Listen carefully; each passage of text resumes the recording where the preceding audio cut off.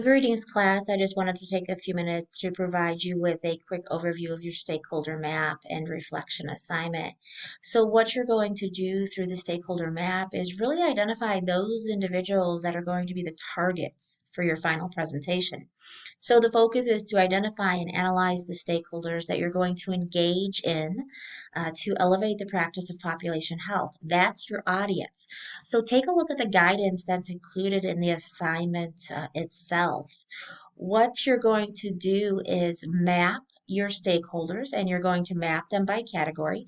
So the categories are listed within the guidance. So we're going to look at the constituents, those people that we're bringing together at the center of the project and in the center of the aim, who you are going to collaborate with to work together to achieve the aim. Now, you know that these are the people that you want to engage with, whether it would be again within your unit, your department, your interdisciplinary, organization wide, etc. Remember, you set the area of focus for this presentation. So the audience is variable depending on what your particular area of focus is at this time. It's important that you identify those champions that you're really going to engage to help propel population health practice. And then you're going to look for your supporters. Those are individuals who are interested but may not be directly impacted.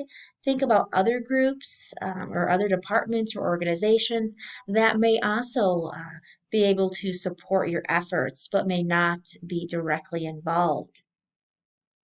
When we're looking at competition, there's always competition whenever there's any kind of new initiative, you know that. So um, those individuals may have different ideas as far as what the aims are.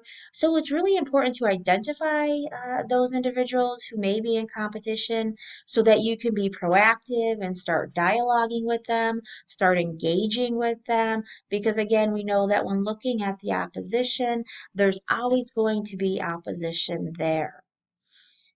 For this assignment, again, you're really going to identify those who may be opposed to the action.